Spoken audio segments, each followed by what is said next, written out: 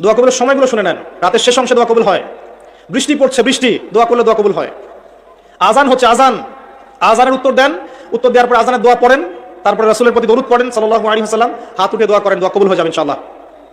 আজান হয়েছে, ইকামত হবে, আজান ইকামতের মাঝখানে একটা সময় আছে না, এই সময় দোয়া করেন, দোয়া কবুল হয়ে যাবে ইনশাআল্লাহ। সুন্দর করে ওযু করেন, ওযু করে হাতটা তুলে দোয়া করেন, দোয়া কবুল হয়ে যাবে ইনশাআল্লাহ। 2 রাকাত নামাজ পড়েন, 2 রাকাত নামাজে মনোযোগ ঠিক রাখার চেষ্টা করেন, নামাজ শেষে হাত তুলে দোয়া করেন, দোয়া কবুল হয়ে যাবে ইনশাআল্লাহ। আপনি কোনো ভালো কাজ করেছেন, গোপনে দান করেছেন বা কোনো দান সাদাকা করেছেন, ভালো কাজ করেছেন, কেউ দেখে নাই, আল্লাহ দেখেছেন, এই কাজটাকে ওসিলা করে দোয়া করেন, দোয়া কবুল হয়ে যাবে ইনশাআল্লাহ। পারা যাবে? আরেকটা বড় অস্ত্র বলে দিচ্ছি, নামাজের সেজদায় যখন আপনার মাথা আপনার সবচেয়ে উঁচু জায়গাটা সবচেয়ে নিচু জায়গায় লাগিয়েছেন, আল্লাহর সামনে নত করেছেন, এই সেজদায় তাসবিহ পাঠ করেন, সুবহান রাব্বিয়াল আ'লা অথবা সুবহানাকা আল্লাহুম্মা রাব্বানা ওয়া বিহামদিকা আল্লাহুম্মা ইগফিরলি অথবা সুবহুন কুদ্দুসুন রাব্বুল মালাইকাতি ওয়ার রূহ পাঠ করেন, করার পর দোয়া করেন। সেজদায় যে দোয়াই করবেন ইনশাআল্লাহ কবুল হয়ে যাবে, সেজদায় যে দোয়াই করবেন ইনশাআল্লাহ কবুল হয়ে যাবে, বলেন সুবহানাল্লাহ। নবী সাল্লাল্লাহু আলাইহি ওয়াসাল্লাম বলেছেন, বান্দা সেজদায় আল্লাহর যতটা কাছে থাকে অন্য কোনো সময় এত কাছে যেতে পারবে না। আর আমরা কি করে টুক করে সেজদা দিয়ে টুক করে উঠে যাই, একটা দোয়া করার সুযোগ পাই না, চান্সও দেই না। সেজদায় দোয়া কবুল হয়, প্রত্যেকটা সেজদায় একটা করে দোয়া করেন না, একটা করে দোয়া করেন। আরবিতে দোয়া করতে পারলে সবচেয়ে ভালো, যেগুলো কোরআন এবং সুন্নাহ থেকে সাব্যস্ত।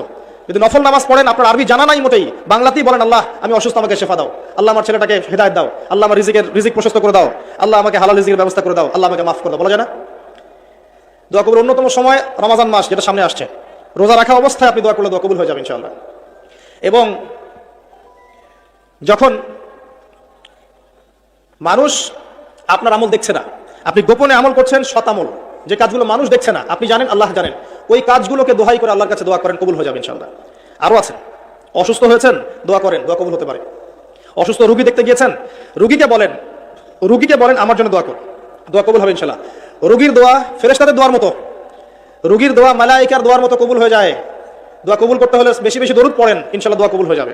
ওই সাহাবীর কথা বলছিলাম, তিনি বলছেন, ইয়া রাসূলুল্লাহ, আমি দোয়ায় কতটুকু দরুদ পড়ব? নবীজি বলছেন, তোমার যতটুকু ইচ্ছা। সাহাবী বলছেন, আমি কি 4 ভাগের 1 ভাগ পড়ব? নবীজি বলেন, তোমার যতটুকু ইচ্ছা, বাড়াতে পারলে ভালো হয়। সে বলছে, আমি কি তাহলে অর্ধেক দরুদ পড়ব? নবীজি বললেন, তোমার ইখতিয়ার, যদি বাড়াতে পারো খায়ের। সবশেষে সাহাবী বলছেন, আমি কি পুরোটা সময় দরুদ পড়ব? নবীজি বলছেন, তাহলে তোমার কোনো দুশ্চিন্তা থাকবে না, তোমার কোনো টেনশন থাকবে না, তোমার সবকিছু ক্লিয়ার, ইহকাল পরকালের সব দায়িত্ব আল্লাহ নিয়ে নেবেন ইনশাআল্লাহ। একটা কালিমা আছে, সকালে এবং সন্ধ্যায় 7 বার করে পড়লে আল্লাহ পাক ওই ব্যক্তির দুনিয়া আখিরাতের সমস্ত দায়িত্ব নিয়ে নেবেন ইনশাআল্লাহ তাআলা। বলে দেব সেটা কি? হাসবি আল্লাহ লা ইলাহা ইল্লাহু আলাইহি তাওয়াক্কালতু ওয়া হুয়া রাব্বুল আরশিল আযীম। কে বলতে পারবেন? একজনও নাই? আলেম একজন বলেছেন, আমি জেনারেলদের কাছ থেকে উত্তর চাচ্ছিলাম। কোথায় আছে হাসবি আল্লাহ লা ইলাহা ইল্লাহু আলাইহি তাওয়াক্কালতু ওয়া হুয়া রাব্বুল আরশিল আযীম? যে সূরা আপনাকে প্রমাণ করে দিবে যে আপনি মুমিন না মুসলিম না মুনাফিক, তার নাম সূরা তাওবা।